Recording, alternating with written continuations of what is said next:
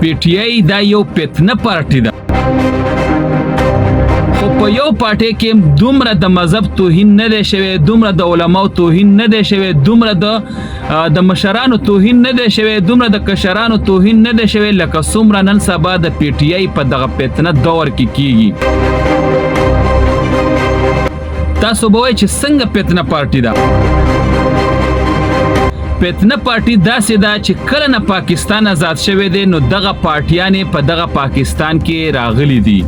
کاغه مسلم لیگ کاف دی، کاغه مسلم لیگ نون دی، هغه که جماعت اسلامی ده، هغه که جمعیت علماء اسلام دی، هغه که تحریک لبیک دی، یا د دینه علاوه نور ډېرې پارټي چې کله د فتنه د پاکستان ته را انټر شوې ده نو د پلار که په پی ټی آی پسې دی او زوی په جمعیت پسې دی نو د پلار او د زوی نه لګي ده، او که پلار په جمعیت پسې دی او زوی په پی ټی آی پسې نو د پلار او د زوی نه لګي ده، د رور سره نه لګي ده، د پلار د زوی سره نه لګي ده، د رشتہ دار سره نه لګي ده، په گاوند کې لانجې، په کلی کور کې لانجې، صرف او صرف د دغه پی ټی آی دغه بدبخت دور د وجې چې کله نه دا وجود ته راغلی دی، د الله دې دا ذلیله کي.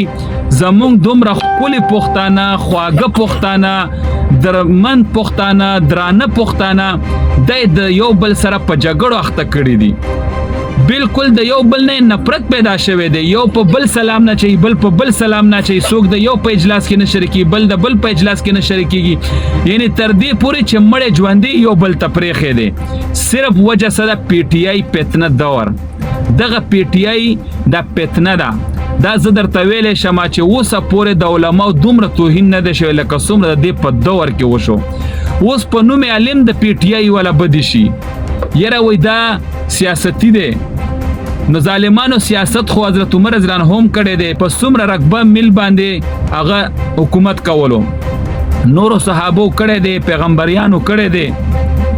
او اوس دغه چې کم دي صرف د عمران په مینه کې دومره مس شوي دي چې د په نفرت په وجه د علماو نه نفرت، د مشرانو نه نفرت، د کشرانو نه نفرت، دا هر څه پرېږده. تاسو به وګورئ چې چرته هم چا ویډیو کړې ده نو که چا پې غلط کمنټ کړی، مور او خور کنځلې کړي، نو چې وی ګورئ هغه بیکګراونډ دا پی ټی آی، نو فتنه نوره څنګه وي؟